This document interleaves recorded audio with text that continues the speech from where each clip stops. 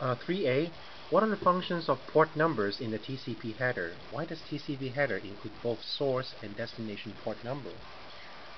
Now the port numbers, of course, is for as in entries for the data points in the process. So port numbers, of course, is that we need to guide the data incoming and outgoing data to different processes in the host. The TCP use the four tuple,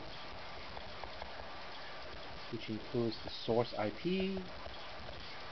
the source port, the destination IP, and the destination ports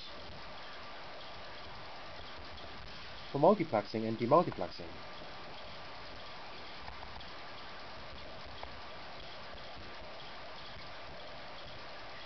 It needs all four simply because for the TCP port number for the server side, it creates temporary sockets.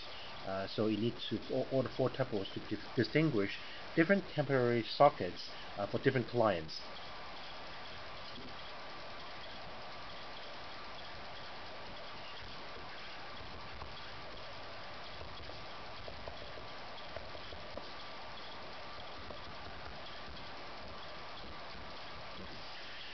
Part B. Assume each bit position has at most one error. Identify the error bit locations in the following scenario. So this is a typical checksum calculations at the receiver. So we do the calculations here. We add up all the numbers. So 0 plus 1 plus 1, you have 1 0. 0 0 1 plus carry 1, and you have 1 0 carry a 1. And 1 plus 1 plus 0 plus 1, so you have 1 carry a 1. And then next one is just 1. 0 1 0 you get 1, 1 0 0 you get 1, 1 1 0 you get 0 carry a 1, then you have 1 here. 0 1 0 you have 1, 1 0 0 you have 1, 1 1 1 you have 1 carry a 1. 0 1 0 plus the carry, we have 0 carry a 1. You have 0 1 0 with 1 carry, and then you have 1 0 carry a 1. 1 0 0 with a carry of 1, you have carry a 1. 1 1 1 1, you actually carry a 2. And then you have 1 1 plus carry of 2, you have 1 0.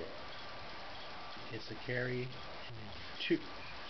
Alright, okay, so then this you have a 2-bit carry wrap around here. You add up the wrap around, you get 0 1 1 1 1 1 0 1 1 1 1 0 0 0 0 0. That's the result of the checksum. All zeros corresponds to error. So there are quite a few of them here. C. TCP calculates its timeout as SRTT plus 4 deviations, where SRTT is the average value of measured round-trip time, and DEV is the deviations of the measured round-trip time. Describe the reasons for including DEV in calculating timeout value. All the DEV here provide tolerance to the fluctuations of the measure RTT.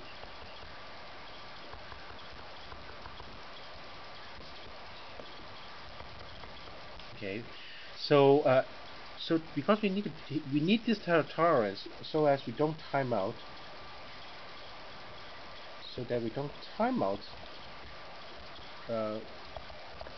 prematurely.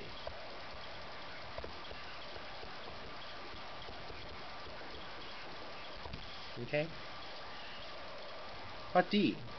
Sliding window protocol is used in the transmission. The sender wants to send 10 packets with a rate of 1 packet per millisecond. The propagation delay is 2 milliseconds. For any packets, the timeout is 8 milliseconds. Assume go back N is used, window size is 5 packets, and the packet number 4 is lost. Fill out the below pictures with information about sending packets from sender to receiver, and acknowledge packets in the reverse direction. Now, in these types of calculations, a lot of people make mistakes here.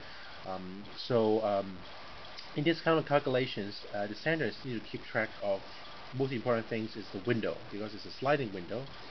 So you keep track of that, and then you define the terms. You need to keep track of the base of the windows. Let's call it B. And then the endpoint of the window, which is the last packets that you can send. So I'll call it B here. So in here, the base is you send 4 packets in a row. So the base is still 1 because you have not received any acknowledgement yet, which means that the end will be, because you can only send up to 5 packets, so the end will be 5. Okay. So in the next instance, actually, let's first do this, because we know that 4 is lost, so it's going to time out somehow. So let's mark the timeout point first. The timeout is 8 milliseconds. So 1, 2, 3, 4, 5, 6, 7, 8. So we know that this one here, there's going to be a timeout event. So let's mark that one first. Okay, so let's come back to the base. In the next time instance, you have acknowledgement received, right? So that means that acknowledgement of packet 1, so the base can now move to 2, which means the endpoints, the sender can send up to packet 6. So the next packet is 5 to be sent, which is less than 6, so you can of course send it out. Okay. Alright, so now in the next time instance, the acknowledgements of packets 2 arrives, so which again make the sender move the base to 3 and the ends to 7. So of course there are still outstanding packets to be sent, so you can go ahead and send it, which is packet 6. The next time instance, the acknowledgements of packet 4 arrive, so you have 4 here, move the base, the end will be 8. Okay. So the next packets, can it be sent? Of course, because the end of the window is 8, so of course you can send it 7. Okay. For the next time instant, is there any acknowledgement comes back? No. The acknowledgement of 4 is supposed to come back before it's lost, so nothing comes back. The base stays the same, and then of course the end stays the same. But since 7 is still smaller than 8, you can still continue to send the next one, which is 8. Okay. Now, next time instant, any acknowledgement comes back. Now, for the receiver side, the receiver only acknowledgements cumulative act. So, the receiver would not acknowledge 5, even though it has received 5. From this point onwards, the receiver is simply discard out of all the packets. Right? So nothing really happens, because the receiver will receive 6, 7, and 8, and sender cannot send anything else because it's the top of the window is at 8. Okay, so it waits until the timeouts happen. And the timeout happens, go back and will retransmit everything in the window. So it will actually send from packet 4 onwards. So it has sent 4, 5, 6, 7, and 8. This is all the outstanding packets. Now, the acknowledgement will also come back at the same time. It will come back starting from here. Now, once it comes back, then it can start moving the window. It will move the window's base to 5 and the endpoints to 9. Okay, and then the second acknowledgement comes back in here. Okay, then it becomes 6 and 10. So once it's done sending packet 8, it can now send packet 9. Okay. At the same time, the acknowledgement will come back, and then the acknowledgement will come back in the next time instance. So here you have 7 and 11. You have at this point you have 8, 12.